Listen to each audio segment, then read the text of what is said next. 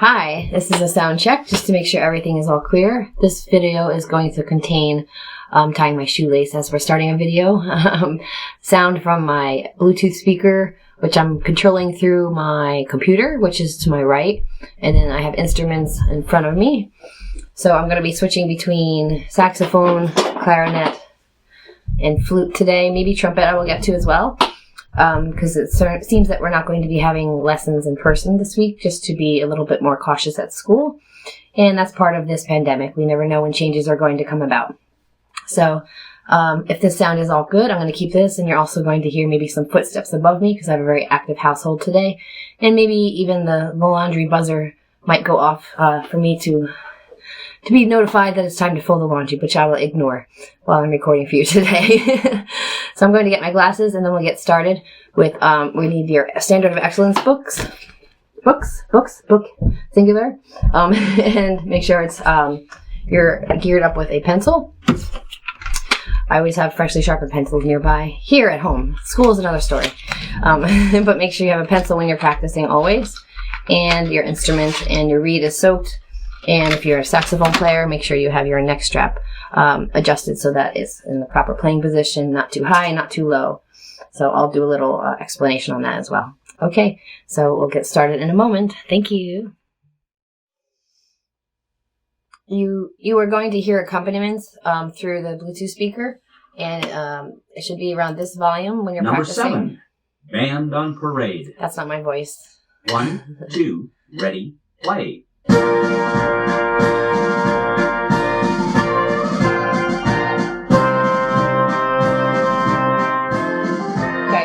So you want the volume so that you can hear it, but you can also hear yourself playing.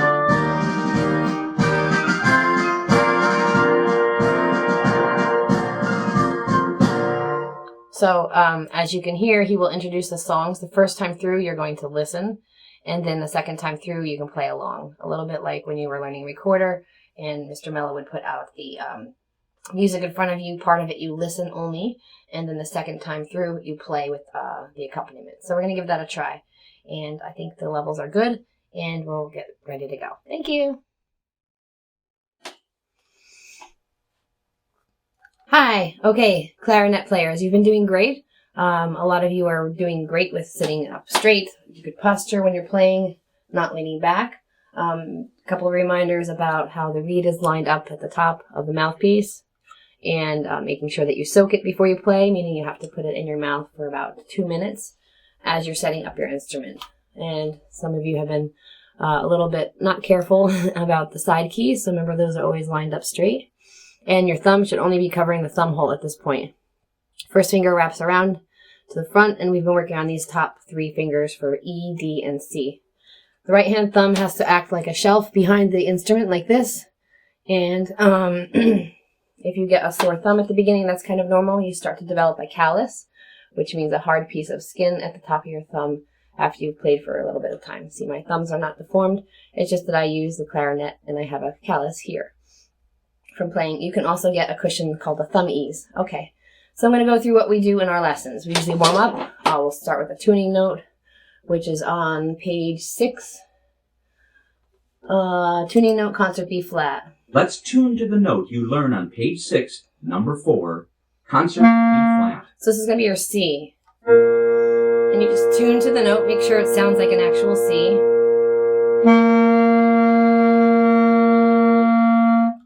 And you can tune, bring up your pitch if you have to.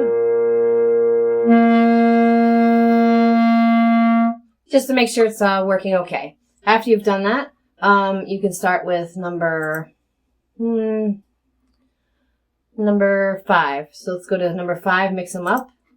And these are all just sound checks to make sure our instrument's working properly. Number 5, mix them up.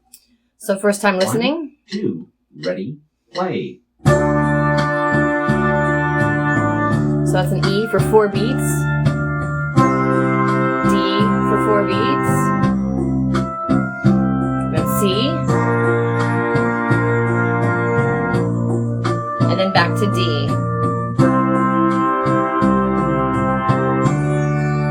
Now we're going to play along with it. Number 5.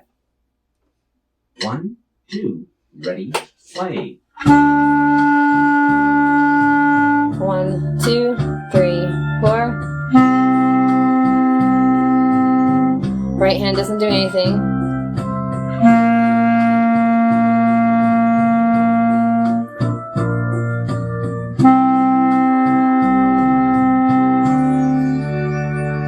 All right, very good. You're probably asking, how do I have these soundtracks? Maybe you are. In the Google Classroom, there is a resource section, and it says, when players use these while you practice at home. So that's where I'm getting the soundtracks. If you need help getting to the classroom and the post to find these instrumental accompaniments, just post in the comments, okay? Or send me an email.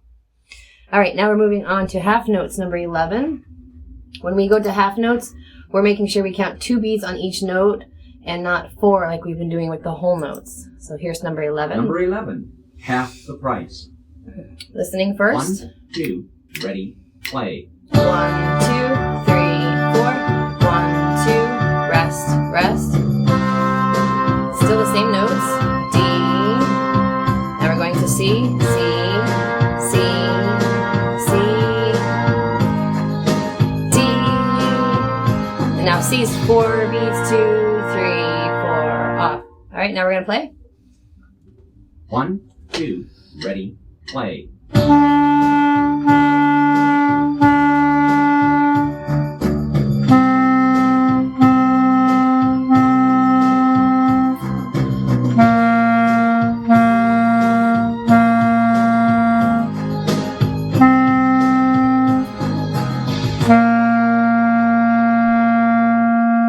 Alright, so that was a combination of half notes and whole notes. You're doing great. Remember, you can pause this at any time if you want to just repeat something that I'm going through. I'm trying to get through up to the quarter notes, which is sort of where half of you left off last time we met. So quarter notes on page 8. We are going to start with number 15. It's important for number 15, anytime we're separating notes, essentially, to be using our tongue to separate the notes. That's why we call it tonguing, articulating. And we're not separating the notes by stopping the air. This is the incorrect way to play number 15. The reason that's incorrect is because I'm losing grip on the mouthpiece with my mouth, and I'm not pushing through the quarter notes with this one stream of air, like this. It comes with time and practice, and you might get a squeak. I'm trying to squeak, but it's not happening. There it is. So if you get that sound, that just means you're biting down too much on the top. And you just have to kind of even out equal pressure around the entire mouthpiece. Okay, 15, listening first time.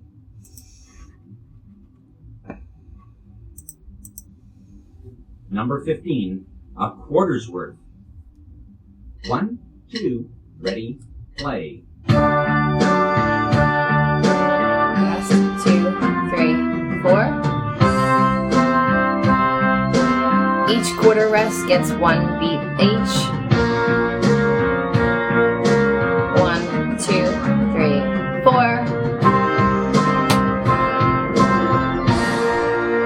Okay, moving on. Playing along with 15 now. Don't forget to breathe. 1, 2, ready, play.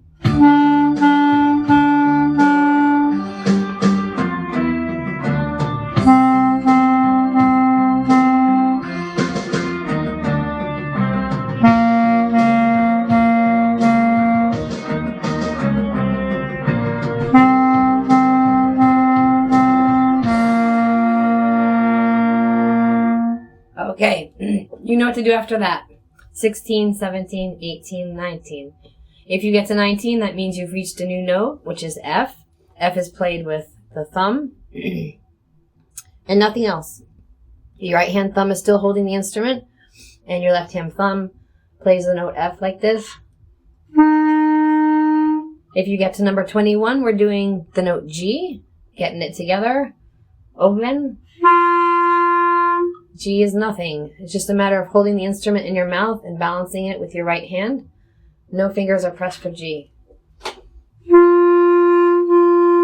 Sometimes you can put down the right hand on the G just to kind of give it better grip. But in your book, it just tells you nothing.